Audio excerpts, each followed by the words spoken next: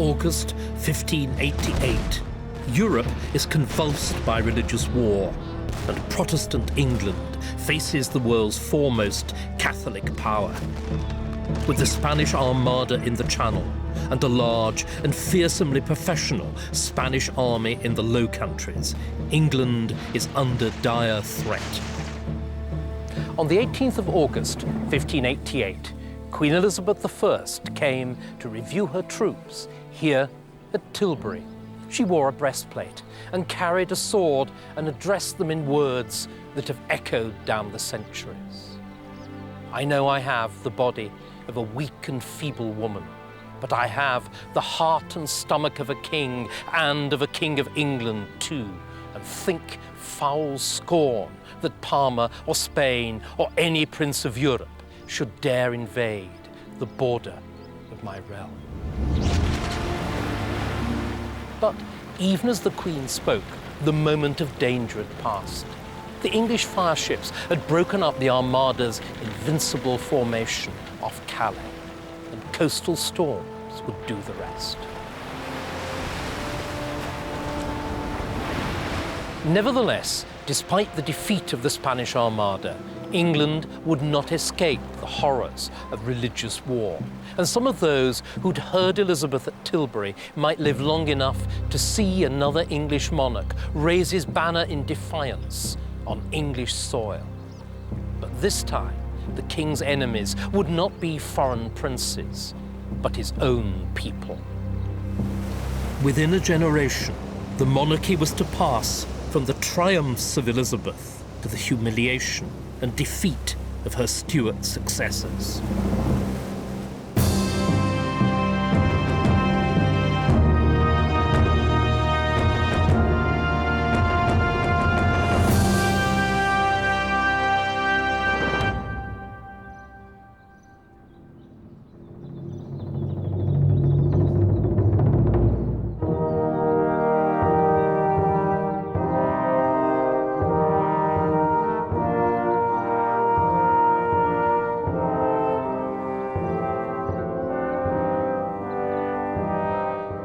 With the defeat of the Spanish Armada, Elizabeth's reputation stood at a zenith at home and abroad.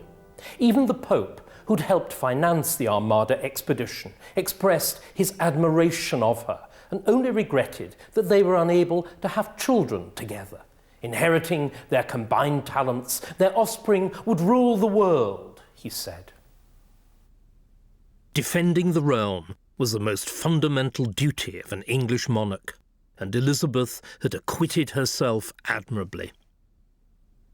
But Elizabeth inherited a crown, the imperial crown, whose power had been greatly expanded by her father, Henry VIII's decision to make himself supreme head of the church and control the religion of his subjects as well as their everyday lives. Could Elizabeth, mere woman that she was, maintain this lofty claim?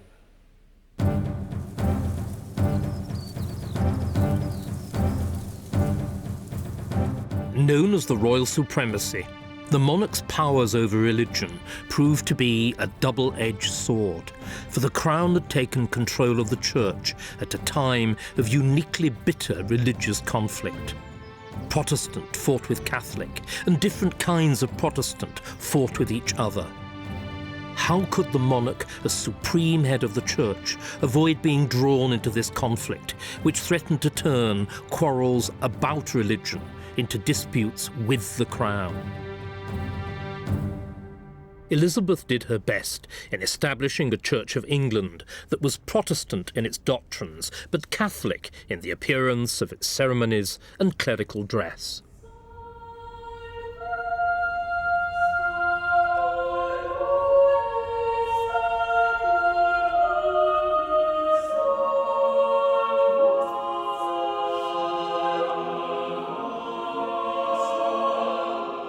Elizabeth's policy was successful in heading off much Catholic opposition, but it had the opposite effect of opening up divisions on the Protestant side between those who wanted the rigorous, stripped-down Protestantism of the continent and Scotland, and those who followed Elizabeth in her attachment to bishops and ceremonies.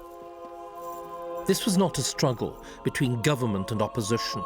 Rather, it was a schism within the highest ranks of the Elizabethan establishment, with Elizabeth's chief minister and eldest confidant, William Cecil, on one side, and her Archbishop of Canterbury, William Whitgift, on the other.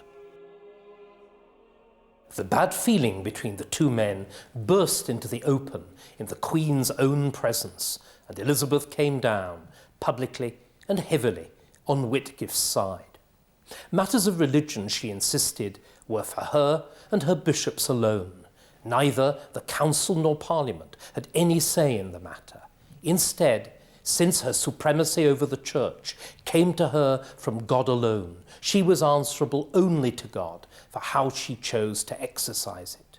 This was Henry VIII's own high view of the royal supremacy, and in sticking to it, Elizabeth showed herself every inch her father's daughter. But who would continue the difficult but necessary balancing act of the middle way in religion after the aging Elizabeth? Her nearest blood relation was King James VI of Scotland, son of a Catholic mother, but brought up in the rigorously Protestant Kirk. The possibility of James's accession aroused wildly contrasting hopes. Whilst he was still only a claimant, he could flatter them all. But when, if he became King of England, he would have to choose. Crowned at the parish kirk in Stirling on the 29th of July, 1567, James had been King of Scotland since he was a small boy. He was also heir to his mother's claims to England. James was the only child of Mary Queen of Scots' disastrous marriage to Lord Darnley. When he was barely a year old, his mother, widely suspected of murdering his father, had been forced to flee to England by a Protestant revolt. But, cradle king though he was, James still needed rearing and educating like any other child. This boy, of great rank and greater prospects still, was largely brought up at Stirling Castle. It was a strange, insecure kind of childhood. A series of regents who ruled Scotland on his behalf were murdered in quick succession, and the boy's own life was more than once in danger. In and among it all, James received an impressive education at the hands of his principal tutor, George Buchanan. Dour and self-opinionated, Buchanan was a leading figure in the Scottish Presbyterian Kirk, in which the supreme authority was not the king, as in England, but the General Assembly of the clergy. Kings also, Buchanan believed, were mere servants of their people, who could and should be punished if they misbehaved. Buchanan's style as a teacher was important too. Like many 16th century teachers, Buchanan thought that sparing the rod spoiled the child, and he set about beating and birching his beliefs and learning into James with gusto. This treatment, indeed, succeeded in making James a considerable scholar. But in terms of religion and politics, it produced only an equal and opposite reaction, to which James was able to give expression with unusual force and clarity. And this is the result. It's the true law of free monarchies, which James wrote and published in 1598. In it, he says succinctly, "Kings are called gods. They are appointed by God and answerable only to God."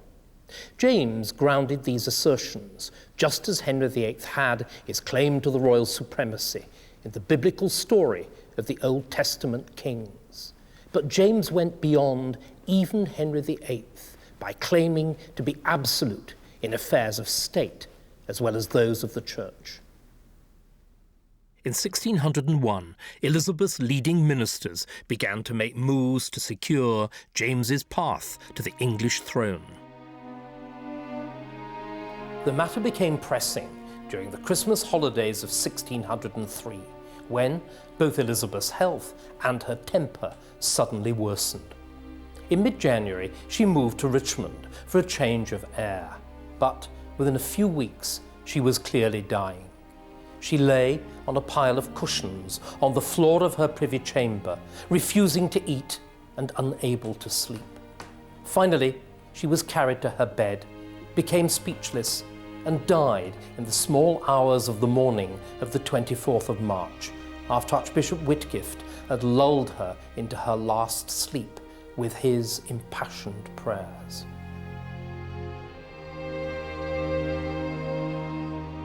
Elizabeth had restored Protestantism, preserved the royal supremacy, protected her country from invasion, and allowed nothing to challenge either her crown or her popularity. Above all, her studiously broad church religious settlement had brought peace, though at the inevitable price of alienating extremes of all sorts. The great Queen dead, all eyes now turned to Scotland and to James. James VI of Scotland was proclaimed King James I of England within 8 hours of Elizabeth's death. And his first Parliament proclaimed that he was, by inherent birthright and lawful succession, the inheritor of the imperial crown of England and Scotland. It sounded good, but it was a dangerous doctrine, since it implied that James's title to the throne was above and beyond the law, as of course James himself, as the author of the true law of free monarchies, firmly believed.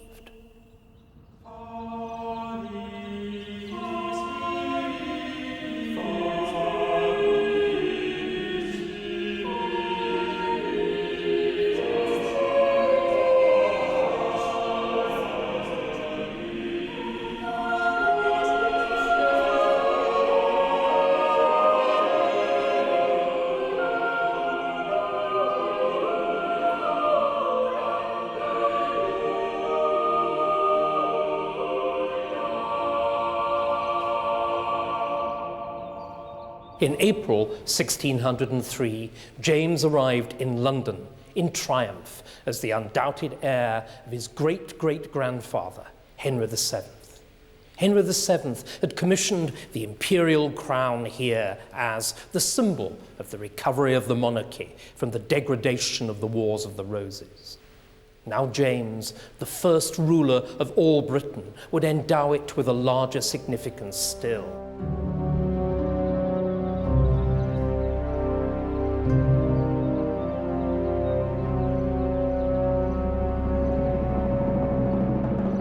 James's aim was to be Rex Pacificus, the peacemaker king. He would reconcile Catholic and Protestant, thus re-establishing Christian unity at home and abroad. He would end England's debilitating war with Spain, and, above all, he would terminate the ancient feud between England and Scotland and fuse instead the two warring kingdoms into a new, greater, united realm of Britain. It was an enormously ambitious programme, and to realise it, James, in a strikingly modern gesture, summoned 3 major conferences on peace, religion, and union with Scotland.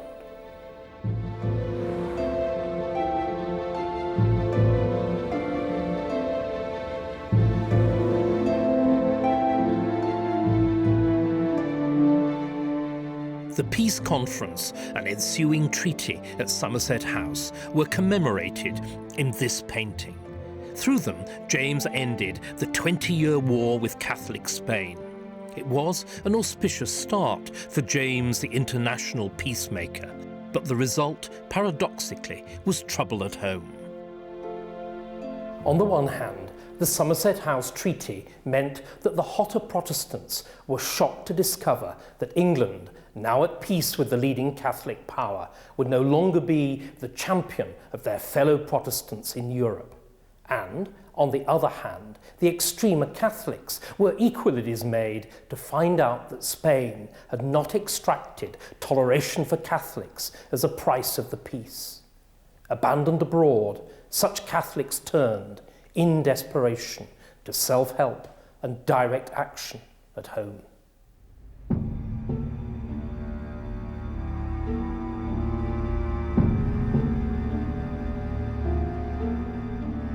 At the beginning of November 1605, James was shown a tip-off letter warning that the political establishment of England would receive a terrible blow in the Parliament he was due to open on the 5th of November. James immediately guessed that the wording of the letter pointed to an explosion. But in order to catch the plotters red-handed, it was decided not to search the vaults under the Parliament chamber until the night of the 4th.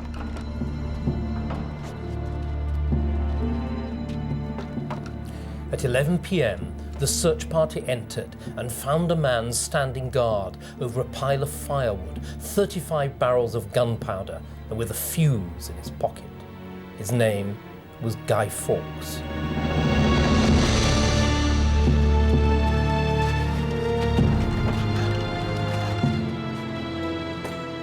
If the gunpowder had exploded as planned, it would have been the terrorist bombing to end all terrorist bombings, wiping out most of the British royal family and the entire English political establishment.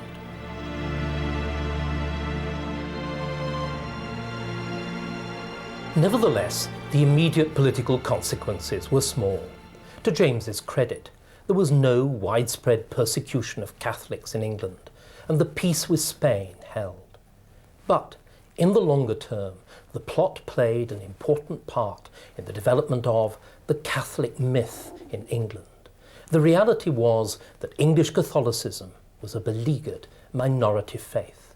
But in the fevered imagination of the hotter sort of Protestants, it became instead the fifth column of a vast international politico-religious conspiracy, masterminded by the Pope in Rome and aiming not only at the conversion of England, but at the subversion of English Protestantism and English freedoms, and by the foulest possible means. And so, at the second of James's great conferences to determine the nature of the religious settlement under the new king, those hot Protestants, known pejoratively as Puritans, demanded that the English Church be purged of what they regarded as its damnable popish elements. But they reckoned without the seductive powers of the English monarchy and the English royal supremacy. In Scotland, James VI had sat in the body of the church to be admonished by the preacher high in his pulpit as God's silly vessel. But in England, as here in the Chapel Royal at Hampton Court, it was this same man, now known as King James I, who sat high above, enthroned in this magnificent royal pew, whilst the preacher, under correction, went about his humbler task far below. It was the most graphic possible illustration of the power of the royal supremacy, which James was determined to keep in England and, if he could, to extend to Scotland.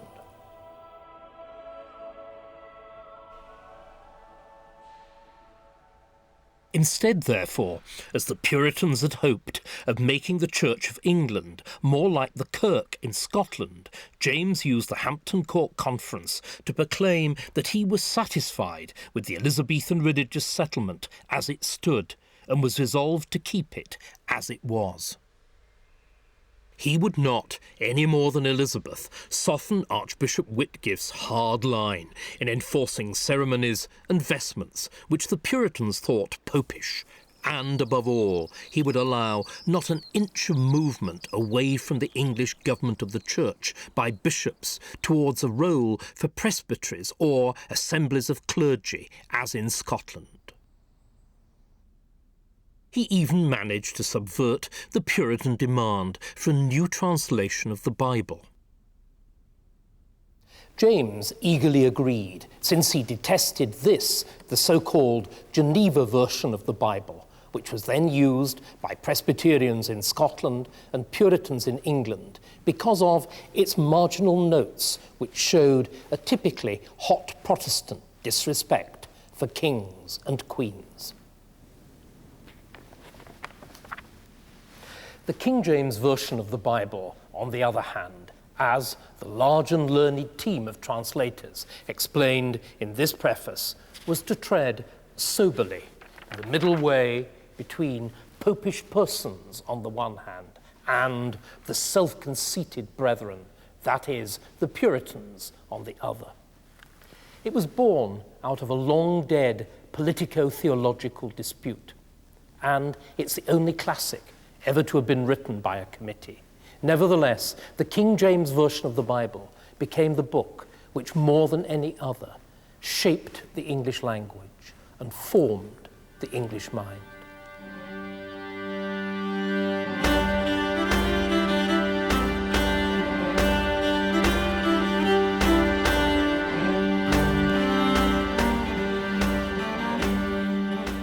James's other lasting legacy was the union of the crowns of England and Scotland, and he set out his case for union in a speech from the throne at the opening of his first English Parliament in March 1604.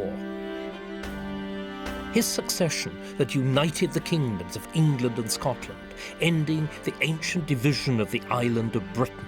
Moreover, the king claimed these divisions were largely in the mind.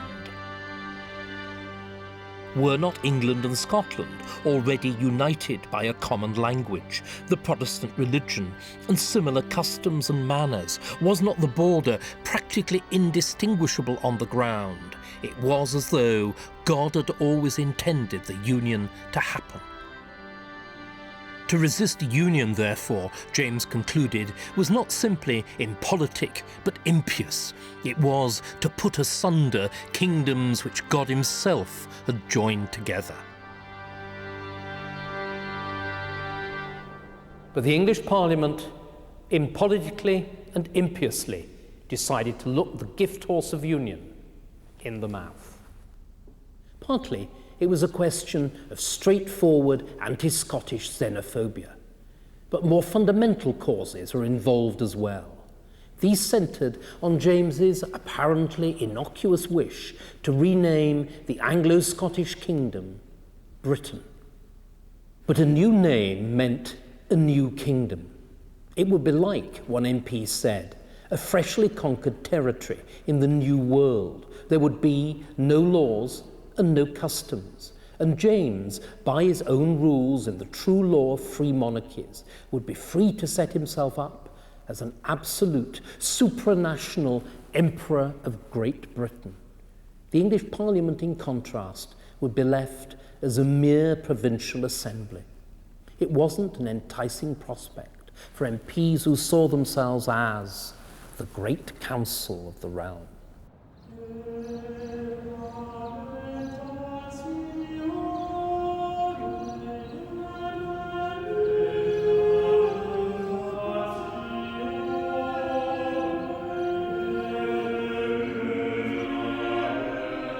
James's reaction was to try to enact the union symbolically, using his own powers under the royal prerogative. By proclamation, he assumed the title of King of Great Britain. He redesigned the royal coat of arms, with the Lion of England balanced by the Unicorn of Scotland, and he insisted on a British flag known as the Jack, after the Latin form of the name James, again by proclamation. But not content with symbols, James also practiced a kind of union by stealth. The English political elite had prevented him from establishing an evenly balanced Anglo-Scots council, but a king could do what he liked with his own court. So, in revenge, James filled his bedchamber, the inner ring of his court, almost exclusively with Scots. It was a pleasure, since James took a more than fatherly interest in braw Scots lads with well-turned legs and firm buttocks. But it also suited him politically, since it compelled proud Englishmen to sue for patronage to his Scots favourites. And they had to bribe them as well. But James's policy of union by stealth had a fatal flaw. He had inherited a substantial debt from Elizabeth. He'd a large family to maintain, and he wanted to continue pouring money on his favourites and his pleasures. For all this, the Crown's so-called ordinary income from land and custom duties was hopelessly inadequate. There was no choice but to ask Parliament to vote money. But the English Parliament saw no reason why taxpayers' money, their money, should end up in the pockets of Scots favourites, and they said so rather crudely. How, asked one MP, could the cistern of the Treasury ever be filled up if money continued to flow thence by private cocks? Cocks meant taps and, well, what it means now. So James's project for British Union remained an unfulfilled dream, whilst his relations with Parliament turned into a disaster. By the time of his death in 1625, he had gone into a sort of internal exile, abandoning the task of government and secluding himself with his favourites and his horses. Nevertheless, James managed, by a mixture of tact, duplicity and masterful inaction, to stick to the middle ground and to hold together the warring extremes of the Church of England on the one hand and the differing religious polities of England and Scotland on the other. The result was a smooth succession on both sides of the border of James's son Charles to the glittering inheritance of the imperial crown of Great Britain. But within a decade and a half, Charles, by his intransigence and his ineptitude, had thrown it all away.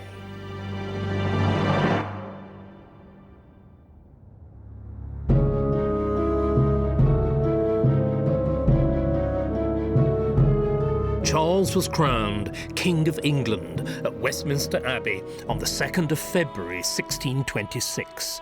For James, divine right had been an intellectual position. For Charles, it was an emotional and religious one. This was immediately made clear by his coronation service, which, meticulously choreographed by the up-and-coming cleric William Laud, lovingly reproduced all the splendour, solemnity and sacred mysteries of the medieval Catholic rite. The ceremony is one of the best documented, as well as the best organised of coronations, thanks to the survival of these two service books here.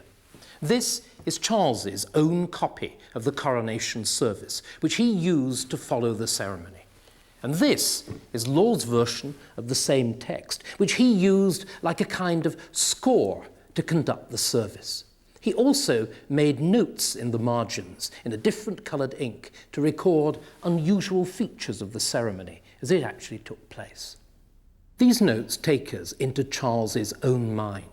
During the 5-hour-long ceremony, the king was invested with the carefully preserved robes and regalia of Edward the Confessor, the last sainted Anglo-Saxon king, and Charles's attitude to these ancient relics was unique. Here Laud notes that he insisted on placing his feet inside the sacred buskins or sandals that were normally only touched against the royal leg. And here that he actually used, apparently for the only time in the 1500-year history of the coronation, the Anglo-Saxon ivory comb to tidy his hair after he'd been anointed on the head. This wasn't mere idle curiosity. Instead, Charles was treating each and every item of the regalia as a sacrament of monarchy. With each touch of the precious oils and the ancient fabrics and jewels, God was washing away the merely human in him and leaving him purely, indefeasibly, and absolutely a king. or so Charles at least thought.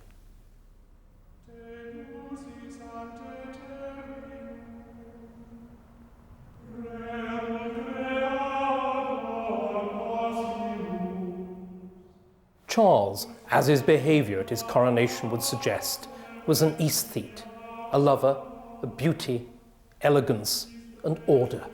His tutor had been chosen not for his scholarship, but for his taste in fashion, and Charles himself grew up to be not only fastidious in dress and manners, but also the greatest connoisseur ever to have sat on the throne of England. He built up a staggering collection of old master paintings, and he commissioned portraits of himself and his family from the greatest contemporary artists like Sir Anthony van Dyck. And it is Van Dyck, above all, who shows us Charles as he wanted to be, suggesting the grandeur of his kingship on the one hand, and the Christ-like wisdom and self-sacrifice with which he hoped to rule on the other. Like most royal heirs, Charles defined himself by espousing policies which were the opposite of his father's. He was pro-war, but Parliament, despite its vocal enthusiasm for a Protestant crusade in Europe, was never prepared to vote enough tax to make war a serious option.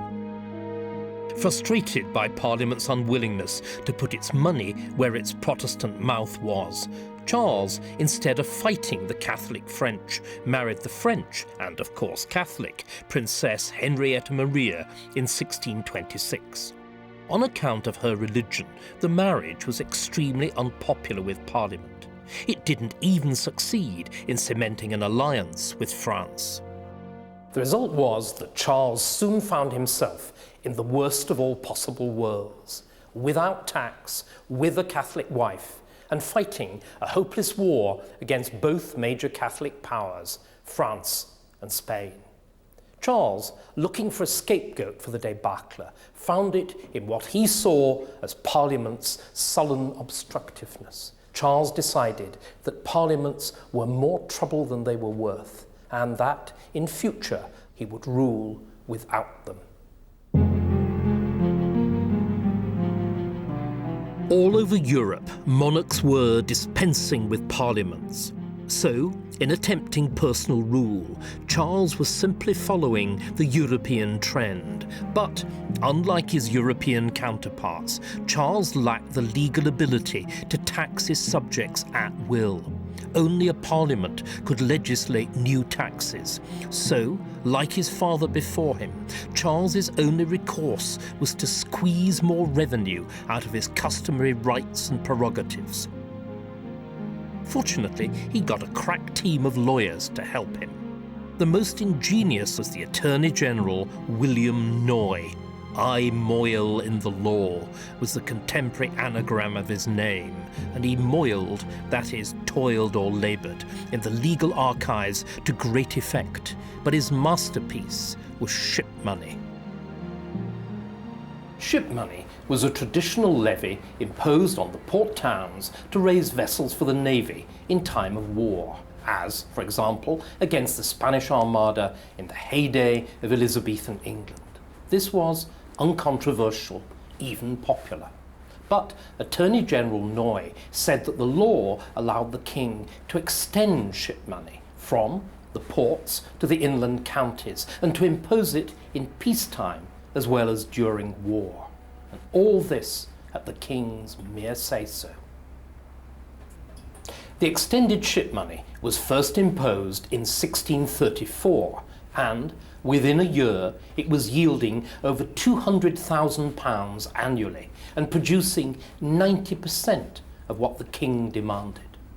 This was the Holy Grail, which had eluded English kings ever since the Middle Ages, a large-scale permanent income which came in regularly, year by year, without the bother of consulting parliaments. The idea of taxing without parliamentary consent was bound to cause grievance, and Charles exacerbated matters by attempting religious innovation as well. Whatever the formal rules of the Church of England, much of the country had seen the development of a stripped-down, fundamentalist Protestantism, very little different in practice from the Scottish Kirk.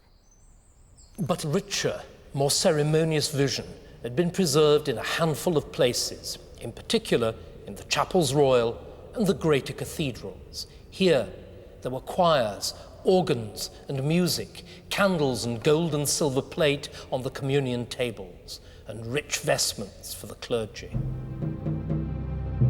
William Laud, now Charles's Archbishop of Canterbury, determined to use the royal supremacy to impose this opulent religious tradition on the whole country. He did so because he thought religion should be about sacraments as well as sermons, an appeal to the senses as well as to the mind. In England, the policy, despite some foot-dragging and protest, aroused little overt resistance. Indeed, many welcomed it. Emboldened, Charles and Laud decided that it should be extended to Scotland as well. Here, the Reformation had been far more thoroughgoing and radical, and the risks of change were correspondingly greater. But Charles, confident as ever in his God-given rightness, was undeterred. He decided that a barely modified version of the English prayer book should be used throughout Scotland, and he did so on his own personal authority, without consulting either the Scottish Parliament or the General Assembly of the Kirk. Charles was behaving as though he were the supreme governor of the Scottish Kirk indeed. But would the Scottish Presbyterians accept his authority? The answer came on Sunday, the 28th of July, 1637, when the new prayer book was used for the first time here in St. Giles's Cathedral in Edinburgh, in the presence of the assembled Privy Council of Scotland. But as soon as the Dean had begun the service, a great shout erupted from the crowds at the back of the church. Heavy, clasped Bibles and folding stools were hurled at the councillors and the clergy, and the rioters were only ejected from the church with difficulty by the guards. And even outside, they continued pounding on the doors and pelting the windows until the service was finished. Then the protest turned political, and here in Greyfriars Kirk in Edinburgh, an influential group of citizens and noblemen drew up and signed an undertaking to resist Charles and the innovations and evils he'd introduced into the Kirk. Borrowing the name from God's solemn compact with the Jews in the Old Testament, the undertaking was known as the Covenant, and its adherents were called Covenanters. The scene at Greyfriars was repeated in churches all over the lowlands. It was now the Covenanters, not Charles, who controlled Scotland. Britain, which so far had escaped the wars of religion that had devastated much of the rest of Europe, now faced the horrors of sectarian conflict on its own soil.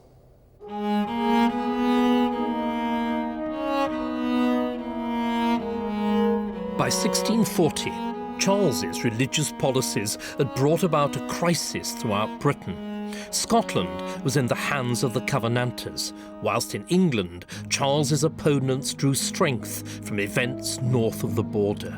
But it was the recall of Parliament after 11 years which brought things to a head.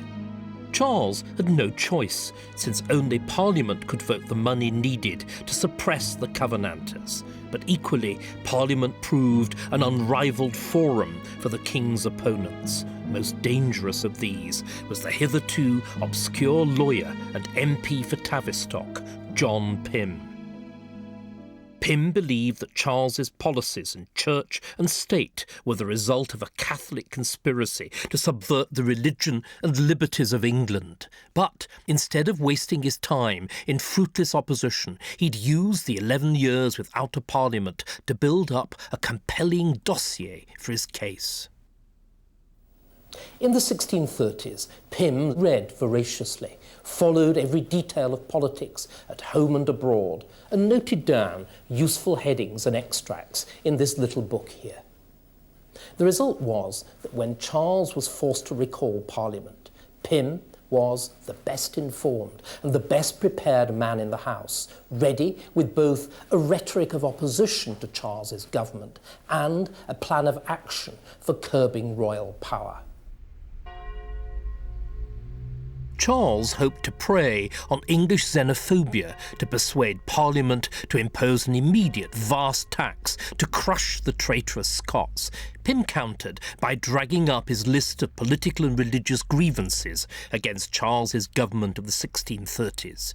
Charles then tried to break the deadlock by hinting at the surrender of ship money, but the hint only emboldened Pym. Finally, Charles lost patience with a parliament which had, once again, failed to deliver, and dissolved it after less than a month. He would fight the Scots without a parliamentary grant.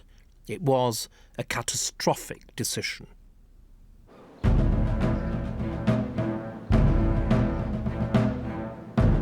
These are the mighty ramparts of Berwick-on-Tweed,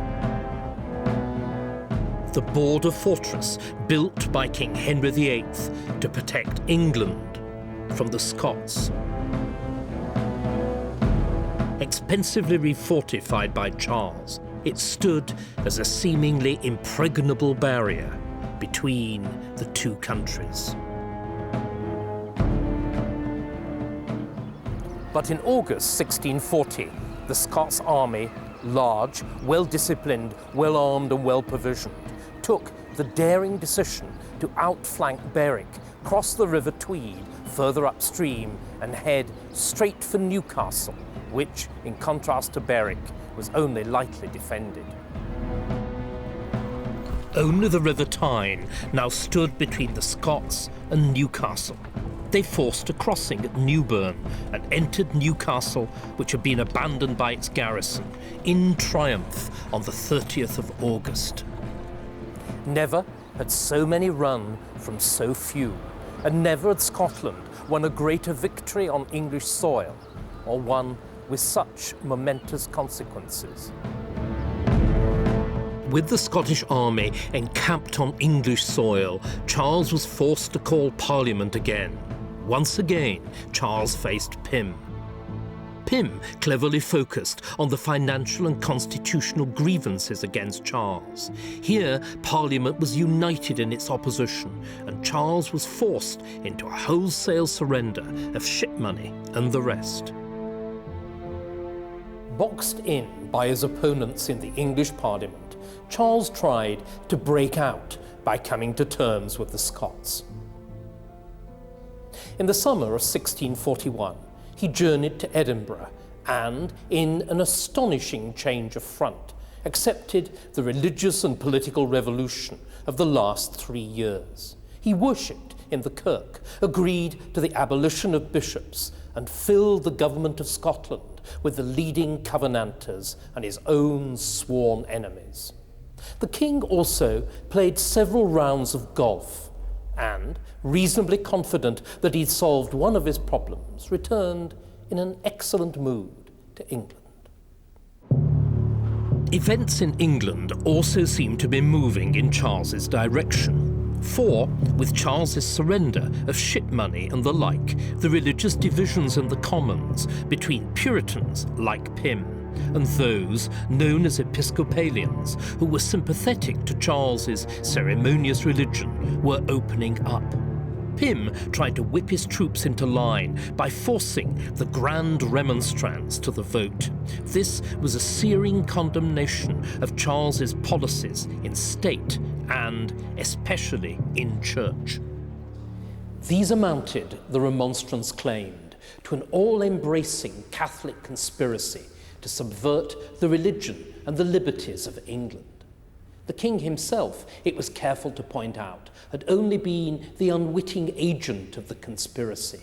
Nevertheless, Charles's gullibility meant that he could never be trusted to choose his own advisors or to command his own troops again. The remonstrance was normally addressed to the king, but in fact it was a manifesto for a constitutional revolution at least, perhaps even for an armed revolt. The remonstrance was also bitterly divisive, and after days of acrimonious debate, it was only passed by 159 votes to 148, a bare majority of 11. The vote showed that the broad-based opposition to Charles had broken up, and the more Pym pushed the Puritan attack on Charles's church, the more his majority risked disappearing entirely. But then Charles overreached himself, convinced, probably correctly, that amongst MPs were traitors who colluded with the invading Scots. Charles determined to bring 5 members of Parliament, including Pym, to trial on charges of high treason. The 4th of January 1642, King Charles strode into the chamber of the House of Commons to arrest his principal opponents. His guards stood outside, fingering their weapons, as, in an uneasy silence, the king sat himself in the Speaker's chair. "Where are the 5 members?" the king demanded, calling them by name. In response, the Speaker fell on his knees, protesting that he could answer only as the House directed him. In fact, the 5 members, forewarned of the king's movements, had made good their escape by boat from the back of the Palace of Westminster, as Charles and his guards had entered on the landward side at the front.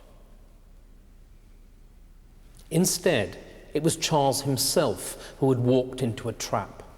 By trying to seize the 5 members by force, he'd shown himself to be a violent tyrant. By failing, he'd revealed himself to be impotent. As Charles left the chamber empty-handed, he murmured disconsolately, "All my birds have flown." So too had most of his power. Battle lines were now drawn up.